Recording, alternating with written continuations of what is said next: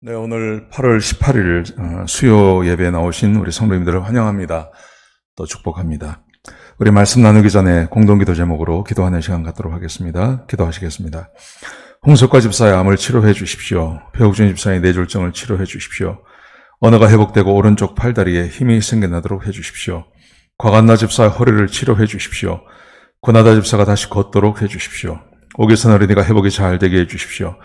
이승학 성도의 뇌종양 치료가 잘 되게 해주십시오. 우한 폐렴으로부터 우리를 지켜주십시오. 예수님의 이름으로 기도합니다. 아멘. 아멘. 오늘 본문의 말씀은 욥기 42장 1절에서 6절까지 말씀입니다. 제가 봉독해드리겠습니다. 욥이 여호와께 대답하여 이르되 주께서는 못하실 일이 없사오며 무슨 계획이든지 못 이루실 것이 없는 줄 아오니 무지한 말로 이치를 가르는 자가 누구입니까?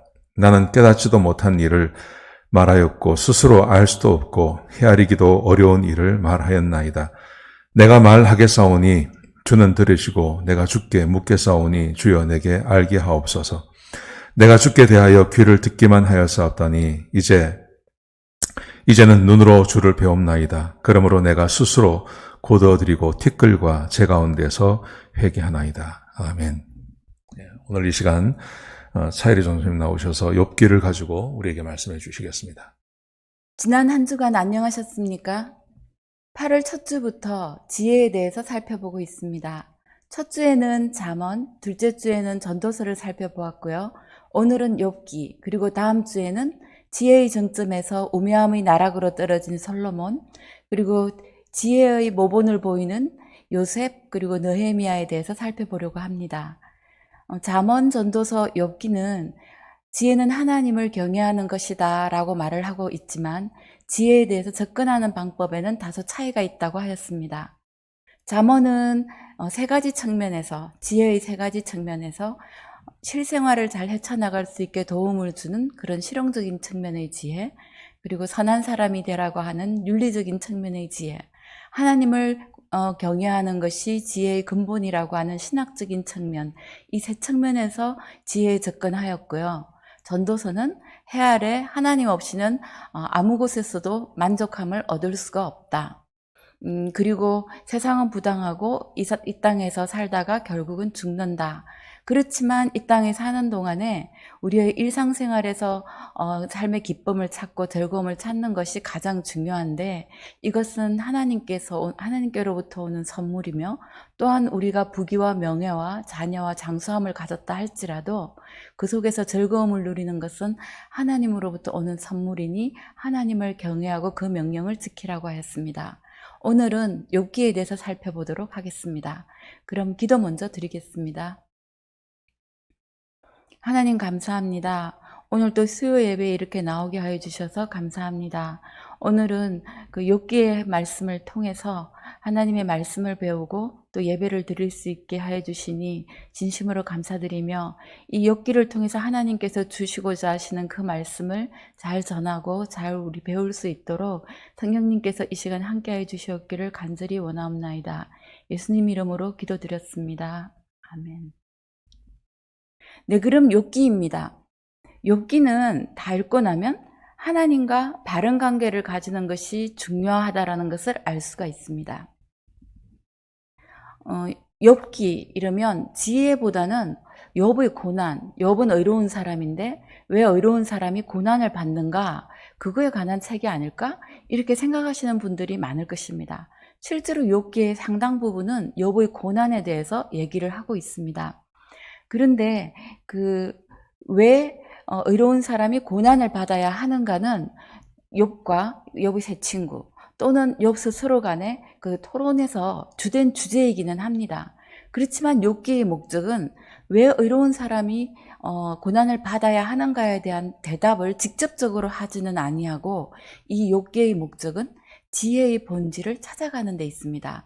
그러면서 그 선한 사람도 의로운 사람도 왜 고난을 받아야 하는가에 대해서 대답도 제시하고 있습니다. 욥기는 처음 1장 2절은 욥이 어떤 사람이며 그리고 욥이 왜 고난을 받는가에 대해서 설명을 해주는 부분이고요. 그리고 3장은 이제 욥이 불평을 하는 것, 그리고 4장부터 27장까지는 그 세 친구와 욥의 토론으로 되어 있습니다. 엘리바스가 한번 자기가 이렇게 연설을 하고, 그러면 욥이 그에 대한 대답을 하고, 그리고 빌닷이 얘기를 하고 욥이 대답을 하고, 또 소발이 얘기를 하면 욥이 반응을 보입니다. 이게 한 차례의 그 서로 토론이고요. 이와 같은 그 토론이 세 차례가 이루어집니다. 그리고 나면 28장에 지혜에 관한 시가 나오는데 너무 앞뒤 뜬금없이 그런 시가 나오는 것 같습니다. 근데 그 지혜시가 28장에 나오고는 욥의 독백, 엘리후의 연설, 그리고는 하나님이 나타나셔서 하나님께서 연설하시고, 그리고 그 욥이 그에 대한 반응을 보이는 것입니다. 그리고 이제 이 욥기는 욥이 회복되어서 하나님으로부터 받은 큰 복을 보여주면서 끝을 맺습니다. 그럼 욥은 이제 1장 2절에는 그 고난의 시작에 대해서 설명을 해주고 있는데요. 욥은 하나님의 축복을 받아서 아주 부유하고 자녀도 많습니다. 그리고 사람으로부터 존경도 받습니다. 근데 하나님께서 자랑하실 정도로 온전하며 정직하며 하나님을 경외하며 악에서 떠난 의로운 사람입니다. 그래서 하나님께서 자랑하시지요. 그 하나님의 아들들이 모여있는 어떤 공회 같은 곳에서 바로 그곳에 세상을 이렇게 떠돌다가 온 사탄에게 자랑하십니다. 너 욥을 아냐고 그러면서 자랑을 하시는데, 그때 욥이 하나님을 도발합니다. 까닭없이 욥이 하나님을 경외하겠느냐, 그 많은 축복을 주었으니 하나님을 경외하는 것이라고. 그래서 하나님께서는 이제 그 사탄을 통해서 그 욥에게 그 고난을 받을 것을 허락을 하십니다. 그런데 그때는 욥의 생명은 손대지 말라고 하셨고요. 그때 욥은 하나님을 원망을 하나도 하지 않지요. 그래서 하나님께서 이제 승리하셨습니다. 근데 사탄이 가만히 있지 아니하고 또 얘기를 하죠. 죽을 만큼 해봐라. 그러면 그때는 하나님 욕을 할 것이다. 그래서 하나님께서 이번에도 그렇게 하도록 하십니다. 생명만 놔두라고. 자, 그러면 이 욥 시대에는 그 인과응보의 원칙, 선한 사람은 이 땅에서 번성을 하고 축복을 받고, 그 악한 사람은 벌을 받는다, 징계를 받는다. 그래서 그 사람이 고난을 받는 것은 악한 죄 때문이라고 하는 것이 보편적인 믿음이었고, 또 그 전통적으로 내려오는 그 세상 사람들의 지혜였습니다. 자, 그런데 하나님께서는 지금 어려운 사람에게 고난을 받도록 허락을 하십니다. 그러면 지금 그 세상에서 보편적인 그 지혜와 하나님의 지혜가 충돌을 하는 것입니다. 그럼 하나님의 지혜는 과연 어떤 것입니까? 이제 새 친구와 엘리후에 대해서 먼저 살펴보겠습니다. 잠언을 저는 처음에 읽을 때는 그 새 친구들이 무엇을 잘못하는지 잘 알지 못했습니다. 왜냐하면 좋은 말이 너무 많아서. 또 엘리후에게도 그렇지요. 그런데 이 새 친구와 엘리후가 공통적으로 잘못하는 게 있습니다. 그것이 무엇이냐면 욥의 고난은 욥 자신의 죄 때문이라고 합니다. 그것이 바로 그 당시에 그 인과응보의 그 원칙에 사로잡혀서 처음에 그렇게 생각하고 욥에게 말을 하는 것까진 괜찮은데, 나중에 보면 자기 그 신념에 사로잡혀서 그것을 그것을 정당화하기 위해 욥을 없는 죄도 만들어내고 하나님까지 이렇게 왜곡을 합니다. 한번 보겠습니다. 이 세 친구는 욥의 고난은 하나님의 징계라고 훈계를 합니다. 엘리바스는 뭐라고 하냐면, 볼지어다 하나님께 징계받는 자에게 복이 있나니 그런즉 너는 전능자의 징계를 업신여기지 말라. 너의 고난은 바로 너가 하나님으로 받는 징계이다. 그러면 그 징계의 속뜻에는 바로 너가 죄를 지었기 때문이다라는 것이지요. 또 빌닷은 내가 만일 하나님을 찾으며 전능하신 이에게 간구하고 또 청결하고 정직하면 즉 바로 너는 지금 청결하지 아니하고 정직하지 아니한 죄인이라는 거지요. 또 소발은 내 말에 의하면 내 돈은 정결하고 나는 주께서 보시기에 깨끗하다 하는도다. 네 말이 그렇지 실제로 하나님 보시기에는 그렇지 아니하다라는 말이 들어있지요. 자, 그리고는 이제 욥의 죄를 이 한 차례 그 토론이 끝나도 욥이 자기가 끝까지 의인이라고 하니까 이제는 없는 죄까지 만들어냅니다. 하나님께서 분명히 악에서 떠난 자라고 하였으니 욥은 그러니까 의인입니다. 그런데 지금 엘리바스는 이렇게 말합니다. 내 악이 크지 아니하냐? 내 죄악이 끝이 없느니라. 까닭 없이 형제를 볼모로 잡으며 헐벗은 자의 의복을 벗기며 목마른 자에게 물을 마시게 하지 아니하며 줄인 자에게 음식을 주지 아니하였구나. 바로 아주 구체적으로 그 죄를 이제 위증을 합니다.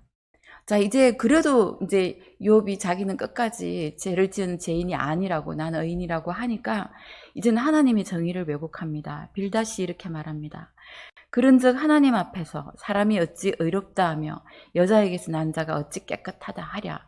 여자에게서 난 자가 기본적으로 원죄가 있지요. 그렇지만 하나님께서는 그것 때문에 지금 그 징계를 하신다고는 절대로 말하신 적이 없습니다.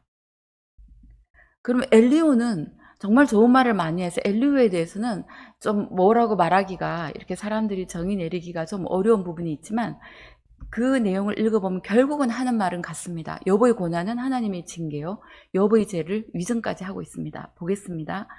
어떤 사람이 욥과 같으랴. 욥이 비방하기를 물 마시듯 하며 악한 일을 하는 자들과 한패가 되어 악인과 함께 다니면서, 하나님이 의롭다고 한 사람을 엘리후는 이렇게 말합니다.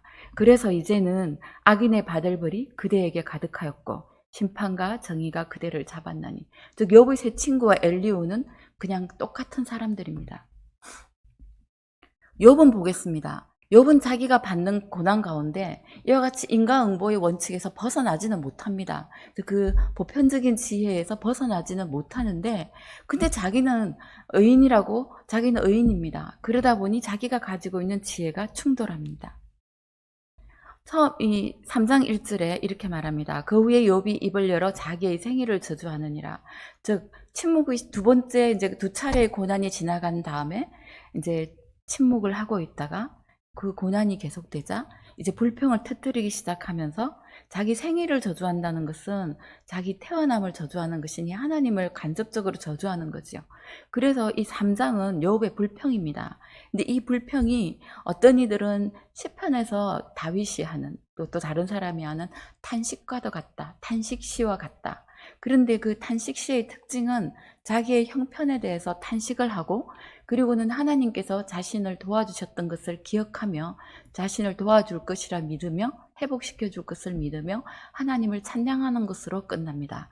그런 그 탄식시에는 그와 같은 그 특징을 가지고 있습니다.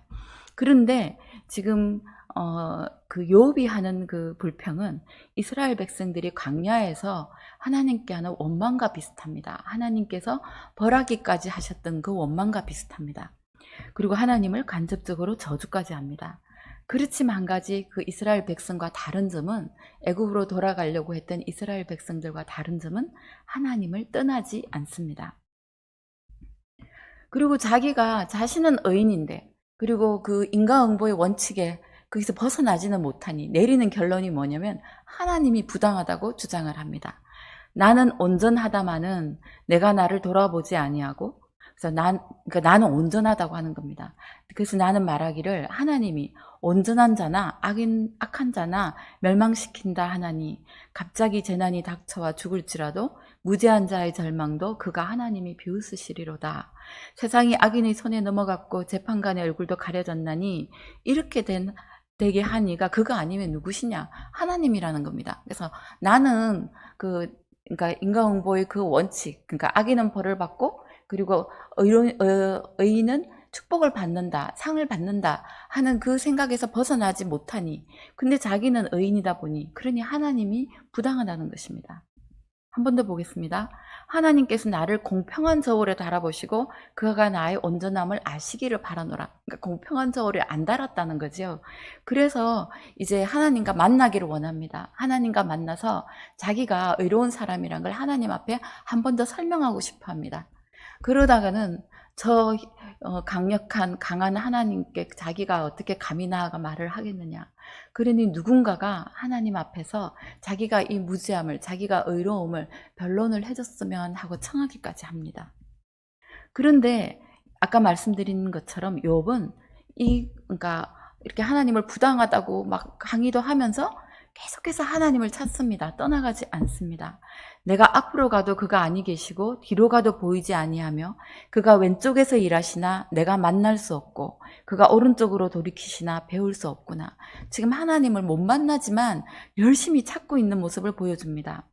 그리고 불평을 하는 가운데서도 이런 생각도 가집니다. 내가 가는 길을 그가 아시나니 그가 나를 단련한 후에는 이 고난은 어쩌면 나의 단련이다. 내가 순금같이 되어 나오리라. 그리고 또 나는 지난 세월과 하나님이 나를 보호하시던 때가 다시 오기를 원하노라. 그때에 대한 희망도 놓지는 않습니다. 이때 이제 엘리후 연설이 있긴 하죠. 그리고는 하나님께서 나타나십니다. 하나님께서 두 차례 말씀을 하시는데 첫 번째 말씀하시고 욥이 대답을 하고 또 두 번째 말씀하시고 욥이 대답을 합니다. 근데 첫 번째 말씀을 딱 시작하실 때 뭐라고 하시냐면 너 왜 고난을 받는지 궁금하냐? 이 말이 아닙니다. 무지한 말로 생각을 어둡게 하는 자가, 이 우매한 자가 누구냐? 욥을 보고 우매한 자라고 딱 처음에 말씀하십니다. 죄인이다 아니다 그런 게 아니라 무지한 말로, 즉 이 우매한 자, 지혜롭지 못한 자가 누구냐? 욥 너는 대장부처럼 허리를 묶고 내가 묻는 말을 대답할지니라. 그러면서 하나님께서 그냥 질문을 막 하시는데 욥이 대답할 수도 없고 오직 하나님만이 대답하실 수 있는 그런 대답할 틈도 실은 주지도 않으시고 이렇게 거의 쏟아내십니다. 그 질문은 천지 우주 만물의 창조와 유지에 관한 질문입니다. 욥이 어떻게 대답을 하겠습니까? 질문은 이와 같습니다. 내가 땅의 기초를 놓을 때 내가 어디 있었느냐? 내가 깨달아 알았거든 말할지니라. 이 내가 깨달아 알았거든 말할지니란 뒤에 안 나오지만 실은 뒤에 다 붙는 것입니다. 누가 사람 없는 땅에 사람 없는 광야에 비를 내리며 황무하고 황폐한 토지를 흡족하게 하여 연한 풀이 돋아나게 하였느냐? 내가 알았거든. 내가 깨달았거든 말해라. 내가 하늘의 궤도를 아느냐? 하늘로 하여금 그 법칙을 땅에 베풀게 하겠느냐? 하늘의 그 별들과 그 우주에서 충돌이 일어나지 않게 하는 그 하나님의 지혜를 네가 알겠느냐? 알면 말하라고 합니다. 말의 힘을 내가 주었느냐? 그 목에 흩날리는 갈기를 내가 입혔느냐? 이와 같이 하나님께서 자신의 지혜를 쭉, 자신의 능력과 지혜를 이렇게 말씀하십니다. 지금 딱 보니 하나님은 욥의 고난에 대해서 설명하실 뜻도 없습니다. 그리고 실은 욥의 대답도 기대하신 것도 아닙니다. 처음부터 욥을 무지하다고 말씀하시고 하나님의 지혜를 말씀하시면서 욥이 얼마나 자기가 무지한지에 대해서 노출되어 그걸 깨닫기를 원하시는 것입니다. 그래서 하나님은 욥 스스로가 하나님을 부당하다느니 그렇게 판단할 위치가 아니라는 것, 욥은 하나님이 아니라는 것을 상기시켜 주시는 질문들을 하십니다. 이때 욥의 반응을 보겠습니다. 보소서 나는 비쳐나오니 무엇이라 주께 대답하리이까? 손으로 네 입을 가릴 뿐이로소이다. 내가 한번 말하였사온즉 다시는 대답하지 않겠습니다. 욥은 하나님 앞에 서면 자기가 할 말이 엄청 많을 줄 알았는데 하나님의 말씀을 듣고 할 말이 없게 된 것을 알았습니다. 이거 보면 욥이 자신의 처지를 알았구나. 그렇게 그러니까 욥이 바로 반응한 것 같지만 아닙니다. 하나님은 여기에 만족하지 아니하시고 오히려 화를 내십니다. 두 번째 연설입니다. 하나님이 욥의 대답에 이제 화나신 이유가 여기 나옵니다. 너가 나의 공의를 부인하려느냐? 너의 의를 너가 어렵다고 말하기 위해서 내 의를 세우려고 나 하나님을 악하다고 하겠느냐? 그러니까 욥이 하나님을 부당하다고 말한 것에 대해서 공의롭지 못하다고 한 것에 대해서 회개를 해야 되는데 하지 아니한 것입니다. 하나님은 이 세상은 악하고 그런데 하나님은 지금은 악을 없애버릴 그런 의사는 아직 없으십니다. 마지막 때가 아니면 지금은 하나님께서 그 악을 통제하시며 그 능력이 있는 반면에 욥에게는 그 능력이 없다는 것을 알려주십니다. 즉 뭐라고 말씀하시냐면 너는 위엄과 존귀로 단장하여 영광과 영화를 입을지니라. 하나님과 같은 위엄과 존귀로 단장할 수 없지요. 하나님과 같은 영광과 영화를 입을 수가 없지요, 욥은. 그래서 너희 넘치는 노를 비우고 교만한 자를 발견하여 모두 낮추되 모든 교만한 자를 발견하여 낮아지게 하며 악인을 그들의 처소에서 짓밟을지니라. 그렇게 할 수가 없지요, 욥은. 그들을 함께 진토에 묻고 그들의 얼굴을 싸서 은밀한 곳에 둘지니라. 네가 그렇게 한다면 내 오른손이 너를 구원할 수 있다고 내가 인정하리라. 그러니까 욥은 그렇게 할 수 없는 존재다. 너가 어디 감히 나에게 부정하다고 하느냐. 그런데도 회개도 안 했기 때문에 하나님께서는 노하신 것입니다. 그리고 나서는 사람들이 그 공포의 대상인 어떤 괴물과 같은 베헤못, 우리가 뭐 공룡일 것이다, 리어야다는 어쩌면 악어 같을 것이다, 뭐 이렇게 생각은 하지만 우리는 그 정체는 모릅니다. 단지 그 모습으로 미루어 보아 사람들이 아주 공포의 대상인 그런 그 괴물들을 말씀하시며 나는 이 괴물들을 마치 장난감과도 같이 다스릴 수 있다. 그렇게 하나님은 말씀하십니다. 이제 욥의 반응을 보겠습니다. 욥은 주께서는 못하실 일이 없사오며 무슨 계획이든지 못 이루실 것이 없는 줄을 아오니, 하나님은 전능하시며 그리고 하나님의 주권을 이제 인정합니다. 그리고 무지한 말로 이치를 가리는 자가 누구니까? 바로 자기라는 겁니다. 나는 깨닫지도 못한 일을 말하였고 알지도 못하면서 말하였고 스스로 알 수도 없고 헤아리기도 어려운 일을 말하였나이다. 저는 지혜롭지 못하며 무지하다고. 그래서 자신의 위치를 이제 깨달았습니다. 내가 말하겠사오니 주는 들으시고, 이제는 이제 항변이 아니라 이제 묻는 것입니다. 이제 제가 물으면 하나님께서 저를 가르치십시오. 이제 하나님 앞에 겸손하게 그 앞에 무릎을 꿇습니다. 내가 주께 대하여 귀로 듣기만 하였사오나 이제는 이제는 눈으로 주를 배웁나이다.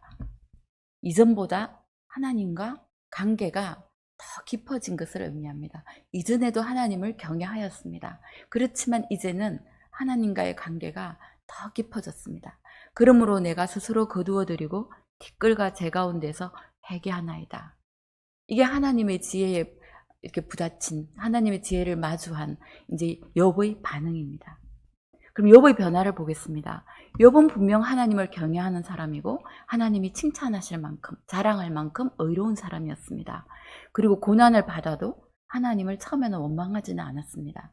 그렇지만 이게 지속되니 원망도 하고 자신의 그 지혜에, 그 인과응보의 원칙, 악한 사람은 벌을 받고 의로운 사람은 복을 받는다는 그 보편적인 그 지혜에 자기가 그 지혜만 믿고, 그리고 하나님을 그래서 불의하다고 말을 하였습니다.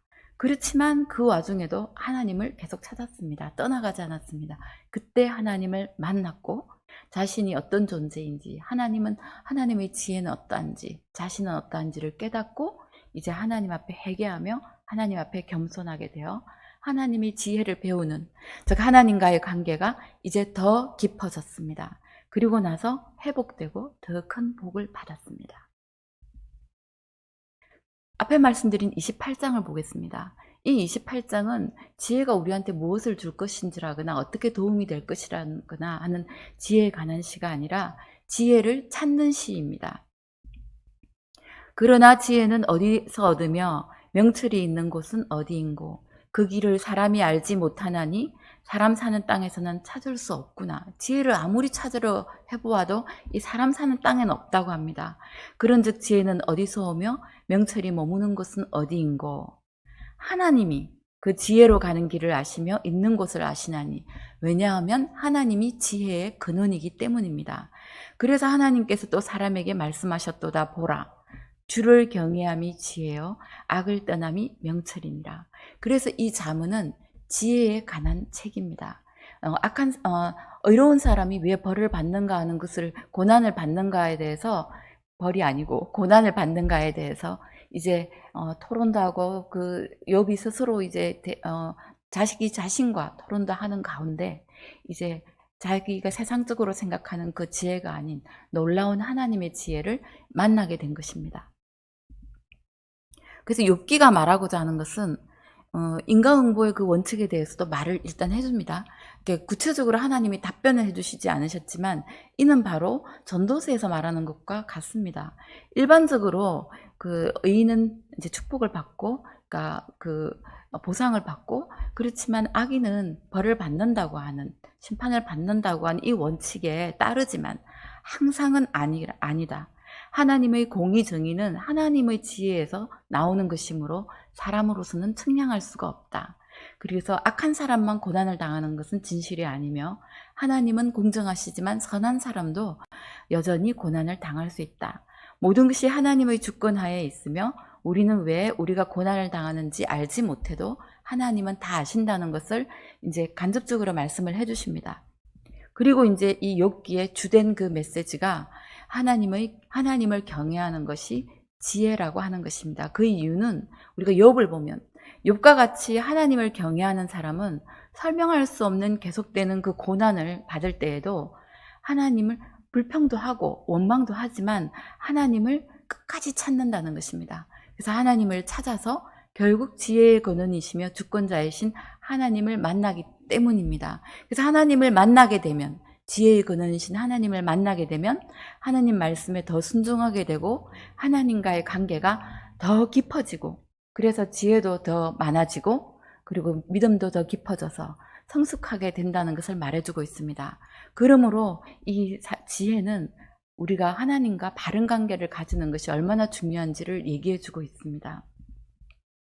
그래서 욥기에서는 잠언과 전도서에서 말한 하나님이 그 지혜의 근원이다 하는 것을 한 번 더 확인시켜 주면서, 그리고 하나님의 지혜에 대한 우리가 가져야 할, 사람이 가져야 할 올바른 자세는 복종, 왜냐하면 우리가 가늠할 수 없기 때문에 하나님을 경외하여야 하고, 바로 이 지혜는 하나님과의 바른 관계의 그 결과라는 것을 욥기에서 말해주고 있습니다. 다음 주에는 그 아주 지혜의 그 정점에서 우매함의 나락으로 떨어지는 솔로몬과 지혜자의 표본을 보여주는 그 요셉과 느헤미야에 대해서 살펴보도록 하겠습니다. 기도드리겠습니다. 하나님 감사합니다. 오늘은 욥기를 통해서 하나님께서 저에게 주시는 그 귀한 말씀을 배웠습니다. 욥이 고난을 받았지만, 그리고 왜 자기가 고난을 받는지 고민하고 또 결국은 하나님을 원망하고 하나님을 불의하다고까지 말하였으나 지혜자이신 하나님을 떠나지 아니하니 하나님을 만나게 되었습니다. 그리고서는 하나님 관계가 더 깊어지고 더 지혜로운 욥이 되었습니다. 하나님, 저희가 늘 하나님 경외할 수 있도록 그 훈련에 힘쓸 수 있도록 도와주시옵소서. 그래서 인생을 사는 어느 때 우리가 어려움을 만난다 할지라도 오히려 신앙이 더 깊어지는 그런 하나님의 자녀들이 될 수 있도록 늘 지켜주시옵기를 기도드립니다. 예수님 이름으로 기도드렸습니다. 아멘.